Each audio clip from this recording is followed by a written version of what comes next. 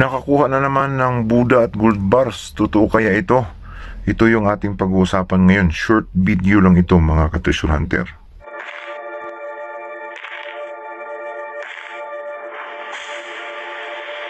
Welcome treasure hunters all over the Philippines. Welcome to my channel. Naniniwala ba kayo sa kasabihang ang naghahanap ay makakatagpo?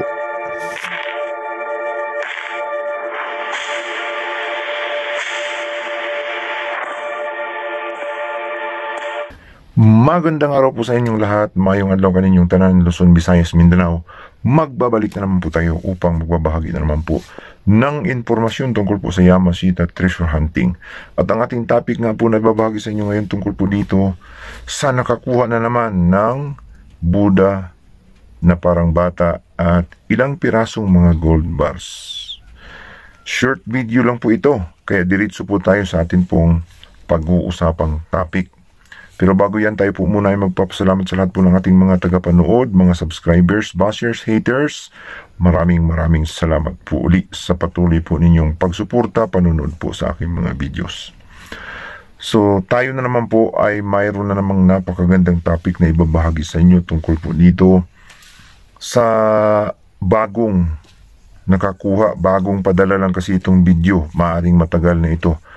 Bagong larawan, bagong video na atin pong isi-share sa inyo sa araw po nito. Ito nga ang nakakuha ng Buddha na naman at ilang pirasong gold bars, no? Mayroong video atin pong ipinapakita sa screen. So makikita natin, mga ka-treasure hunter, no? Itong kanyang ipinadalang video ay naglilinis ng Buddha at gold bar, no? Isang pirasong gold bar at Buddha na maliit. Siguro marami ito, isang piraso lang ang kanyang inilabas, no? Para hindi halata.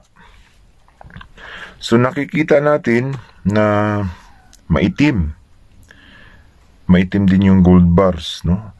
Yung mga nakasulat medyo nakaumbok. Kasi alam natin, karamihan kasing mga gold bars ng mga Japanese Imperial Army walang tatak. Sa mga nagtatanong bakit walang tatak yung karamihan, kasi yung karamihan kasing mga gold bars ng mga Hapon ay naribar, no? Binago nila yung tatak kasi para walang ebidensya kapag nasakuti, nahuli sila ng mga Amerikano, ay walang patunay na nanggaling sa mga bangkong kanilang nilooban o nalut. Kaya kanila po itong naitunaw, tinunaw at iniribar. Yung iba natatakan ng mga tatak ng Japan, no, para masasabing sa kanila nanggagaling yung mga gold bars na ito. At yung mga tatak ay kalimitang, kung may tatak man tayong makikita, katulad ng Burma, Cambodia, yung mga nagmamadali sila na hindi pa naribar, hindi pa naitunaw, ay posibleng may mga ganong klase nga na mga gold bars, no? Na mga Cambodia, na Burma, o kung ano pa mang gold bars, no, na nakukuha ng Yamashita armies, Yamashita treasure. So isang palatandaan na ito ay tunay kapag wala tayong makitang tatak, kagaya nung nakakuha sa Quezon Province, no, na wala tayong makitang tatak. Yun ay siguradong gold bars talaga yun ng mga Japanese Imperial Army. Yun yung naribar, at niribar pa nila ulit para makapagbinta sila na hindi sila mapapatawan ng kaso.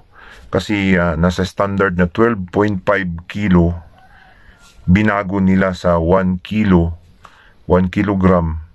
So maliit, para maiasay, para may asay certificate. Tatanggapin ng DNR Bureau,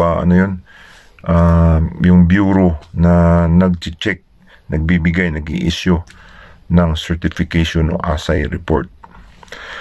So yun nga ang kalimitang gold bar, no? Ulitin natin, walang tatak. Pangalawa, kung may tatak man, naka-engrave. Tandaan po natin yan, naka-engrave, hindi naka-umbok. Pag may nakita tayong naka-umbok, para lang yung inukit, no, ng sariling kamay na Pilipino. So napakahalata naman kapag ka naka-umbok, no? Parang tingga na may hinulma lang, inukitan, or tanso na inukitan. May mga gumagawa niya, napapanood natin sa ABS-CBN, yung mga gumagawa ng gold bar, no, na tanso, na mumuhunan din sila. Tapos ilalagay nila yung totoong ginto, itatapal nila, doon sila babarina. Doon sa ilalagay nilang ginto, na mumuhunan din sila para pag-check sa acid test ay totoong ginto. Pero sila lang din ang naglagay noon. So mga modus ngayon, no? Scam. So masasabi nating parang hindi totoo, pero sa nakita natin na Buddha, no, malaki-laki din, parang totoo. Kasi marami ding mga Buddha noong unang panahon na may itim, kasi napinturahan ng asiti, nalagyan ng asiti o nalagyan ng alkitran, no? Kaya naging ganun. Kaya may makikita tayong mga ganong klaseng Buddha na maiitim. Pero napakadali namang linisin. Yung iba kasi medyo matagal naman linisin yun, kasi medyo matagal na nakadikit, medyo matagal din linisin yun. Pagpahid, automatic wala agad yung itim. Kaya duda pa rin tayo. Pwede rin totoo yun, kasi hindi rin naman natin nakita, no? Pero yung gold bar, duda ako na parang hindi naman, kasi hindi naman naka-engrave yata. Kung naka-engrave, posibleng totoo. Kasi hindi rin natin alam kung anong bigat, no? Mahirap mag-judge eh. So sa tingin natin, 50-50, pwedeng totoo, pwedeng hindi. So sa inyo, kung ano pong tingin ninyo, ay paki-comments na lamang po sa ibaba. Kung tingin ninyo ay legit ba talaga itong gold bar na ito na kanyang nakuha, no? Nakuha ng atin pong ka-treasure hunter. Kung legit, swerte niya. Kung hindi naman, wala namang mawawala sa atin. Pinakita lang naman niya, pinasa lang naman sa atin. Hindi naman siya naghahanap ng buyer, hindi naman siya nagbibenta, basta ipinakita lang sa atin, parang inspirasyon sa atin pong mga kababayang Yamashita Treasure Hunter.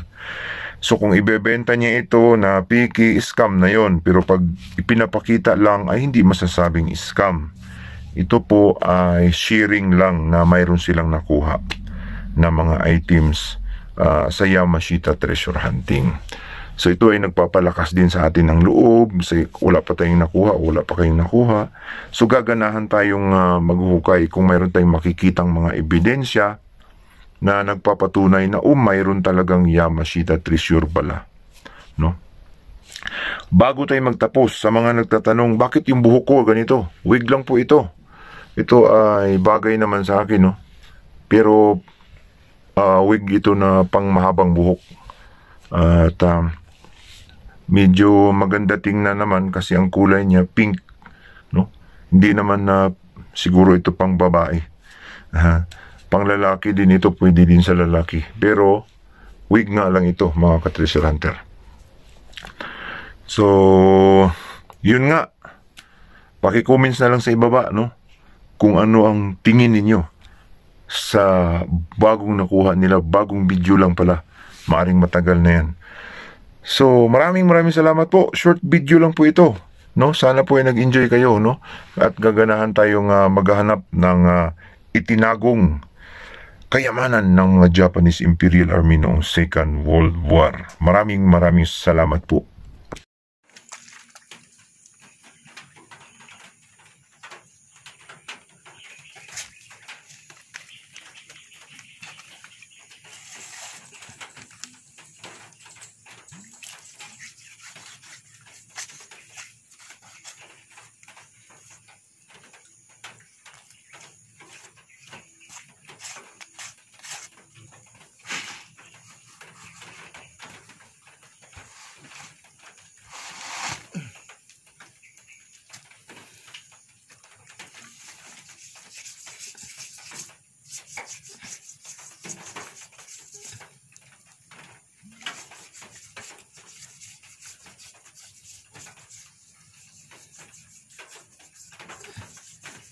Gaya man ang itom.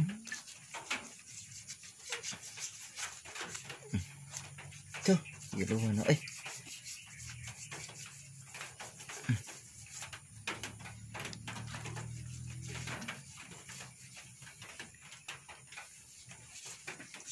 Hindi ko.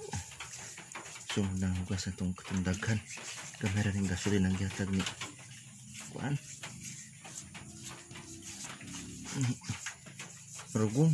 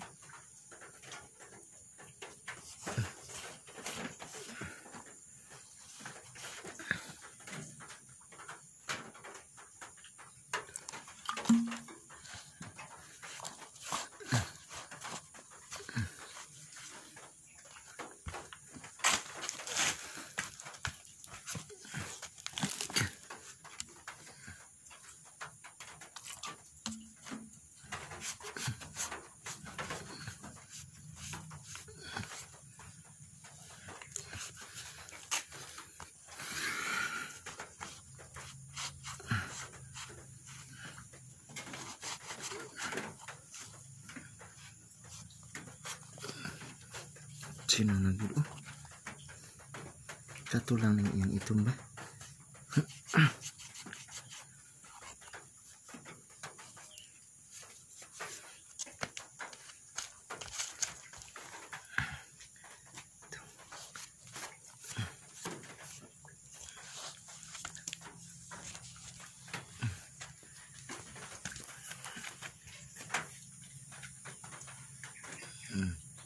Yellow na kayo eh.